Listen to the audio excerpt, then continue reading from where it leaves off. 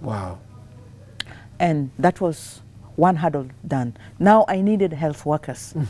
So I go to Parliament, I go to Cabinet to ask, I need health workers. We needed about 260 billion. That couldn't be provided. But eventually we settled for 49 billion. Wow. Which Parliament approved and was given to us. Really? So listen, I know people complain about Parliament. I thank you for that. I did not know that. yeah. I didn't know that. I mean, most of us here, I've been hearing about vaccination. Sometimes we end up hearing more news about people who resisted vaccination, but we don't get to see the big picture. So Parliament approved 49 billion. Yes. And that year, 2012, we recruited over 8,000 health workers. Wow. And that brought our percentage from 53% nationwide to over 75%. Wow. So now I had health workers, I had vaccine, I had money to give health workers extra money for work. Now, UNEPI, we dismantled UNEPI, gave this responsibility to national medical stores. So national medical stores now stores the vaccines and distributes it. Wow. Very effective. How is that change? Is that working? Is that better? Yes, because in 6 months we realized drastic improvement in our coverage from about 50% to 97%. Wow. It was a world record for Uganda. Everybody came to find out what Uganda did.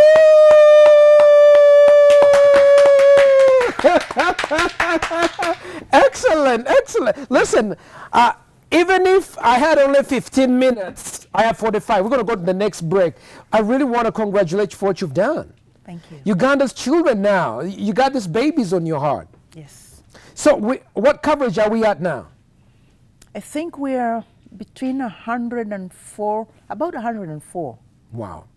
I don't have the latest, but that was about 2 months ago. Wow. Yeah. Listen, we're going to take a break. I'm talking to Dr. Christine Ondoa, former Minister of Health, currently Director General, Uganda's AIDS Commission. When we do come back, I want to find out where are all the abstinence and being faithful billboards and advertisements? Why is it's only condoms that we get to see? Has the condom merchants, pharmaceutical companies, taken over the AIDS campaign? We'll be back after this.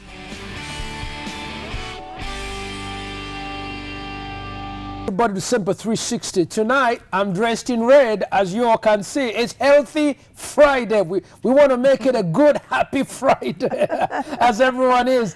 I'm talking to Dr. Christine Ondoa, former Minister of Health. She's Director General of Uganda's AIDS Commission. And before we took the break, we were just learning that she's from Moyo.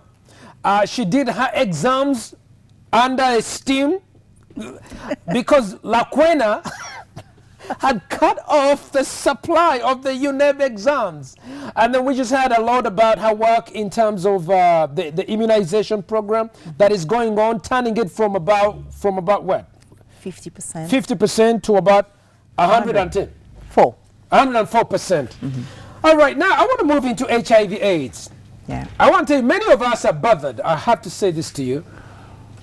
What's bothering us is the fact that Uganda's policy and strategy of ABC, abstinence, being faithful, and if you must do it, use a condom. We don't mind, we don't have problems with condoms. But what we have a problem is the total silence. I don't see billboards on abstinence. I don't see billboards on being faithful.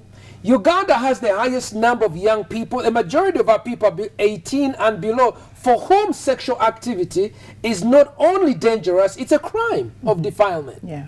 Why is it that there's only billboards on campaigns of condoms? What's happened to that whole campaign that the president keeps talking about?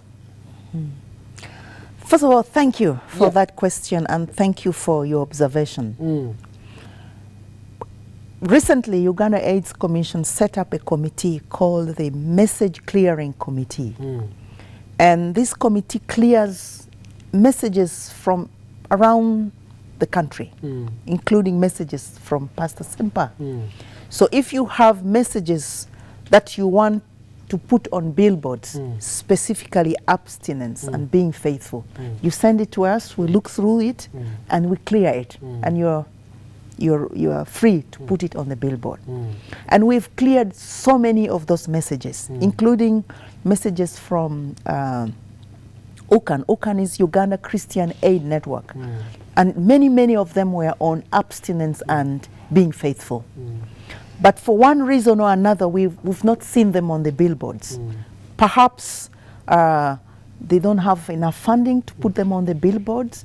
I don't know. But we've done that clearance. Okay, the truth is, I've been in HIV/AIDS for 20 years, Dr. Christian. I have to tell you, nobody pays abstinence much attention anymore. It was so vilified. It was so vilified when the president went to Manila. Yes. He gave a speech at the AIDS in Bangkok. Yeah. The next AIDS conference was in Canada. Yeah. Then this recent one was in Australia. I was part of these conferences, but there was such animosity because for most of the Western AIDS experts, for them, any idea about sexual restraint, sexual delay, abstinence, virginity, it is stigmatized. It's seen as something that hinders their freedom from sex. So apparently, nobody is giving money anymore. Civil Society Fund, I used to have I've been doing 20 years at Makere. We've asked until we've just gave up. Nobody is giving money for this. So Uganda Health Marketing, USAID, Minister of Health, all of these are repeating the same thing again and again. And I've just wondered to myself, could it be that there is either stigma or the condom pharmaceuticals are doing a lot of advocacy behind, and we who are we are not doing lobbying? What's going on? Well, the other good news is that Uganda AIDS Commission has just completed the new Uganda National Strategic Plan on HIV/AIDS.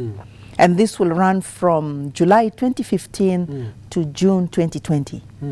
And in that new strategic plan, we have emphasized the primary prevention, and A&B has been given emphasis. Can we give a hand clap? I think that is excellent. Excellent. Excellent. That's wonderful. And the president is also behind that. He is for A&B. If you heard his recent address in December on the World AIDS Day, he talked specifically on A and B. So we are not off. That is great. That is great. Now I have to share something with you, Dr. Christian. Back in 2004, this is an old file of mine. Back in 2004, I was hired by the Uganda AIDS Commission. I have the information right here. That's 8 September 2004. I was hired by Uganda's AIDS Commission. Those of you can see, this is my document, and this is terms of reference. I was hired, you can bring this in, this terms of reference. I was hired along with 3 other specialists, professor from Makere, professor from Harvard Green, to produce a document on a policy on abstinence and being faithful in the country. Because it was seen, there was our strategy of ABC, that we had policy guidance on condoms, we had policy guidance on even VCT, we had policy guidance on orphans and vulnerable children, we even have policy guidance on circumcision, male circumcision. But there was no policy, and there's been no policy guidance on abstinence and being faithful. So donors would say, hey, we want to give money to abstinence, we want to give money to being faithful, but there is no policy. So I worked on this policy, I know for sure, and it was put under the bed of the administrators of the commission there. It was opposed by the Western donors. I remember very much that. I want to ask you, is there an effort? Have you found anything? Is there a new policy on abstinence and being faithful, or is that gap still there? The gap still exists, but we're working on it. After we've produced the document on this new strategic plan and prevention, where primary prevention is emphasized. We, just like it was done during your time, we got consultants to write this chapter of prevention. And the consultants did a wide consultation in, I think, districts and, you know, stakeholders. And, you know, they put their data together. Good. So it's not something that we have totally ignored. And we're also doing the abridged version of this. Okay. And again, the emphasis on primary prevention. I'm happy to hear that. Yes. I'm happy to hear that. Now, funding, you say that for you, you are clearing messages. Yes. You've put a committee on clearing messages. But now my question is this. When do you regulate that, look, our strategy is ABC, still is. How do you regulate when you say, okay, there is just too much messages on C, and there's not enough messages on A and B? Is there a place where, for example, we have the Equal Opportunity Commission, where equality is presented? We have the regulators of ICT, communication.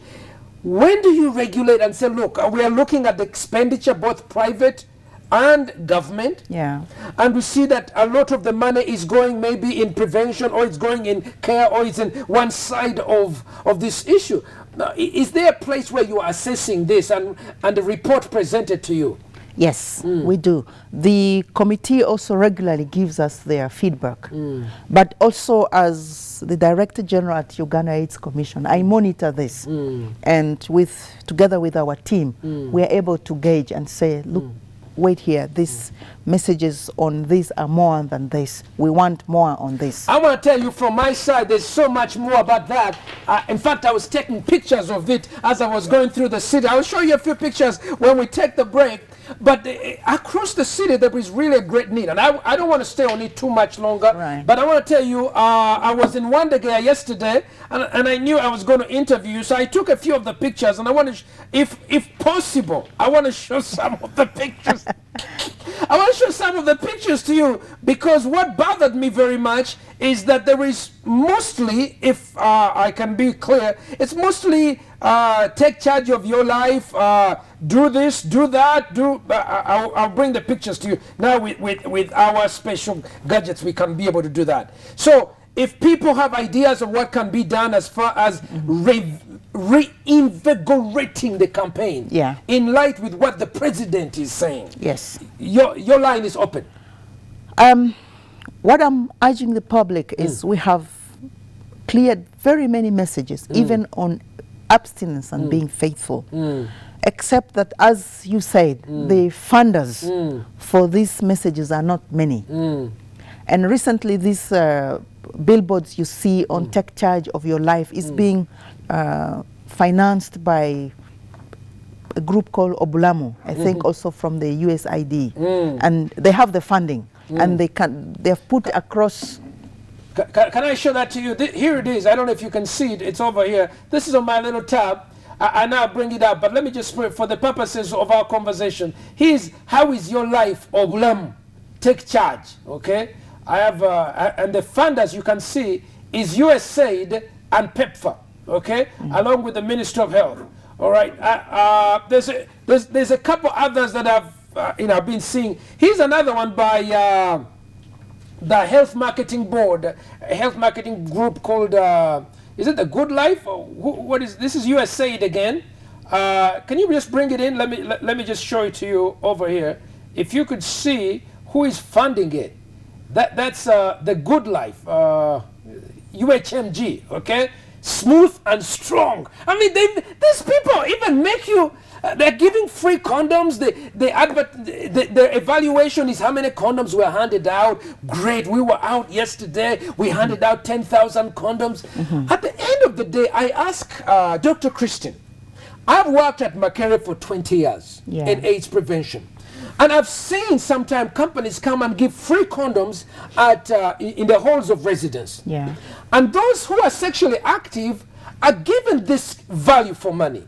But I kept asking them, UNFPA, Health Marketing Group, if you've given this child who is sexually active money in the form of condom, what do you give this other person in terms of encouraging them to abstain, because they are saving us government money.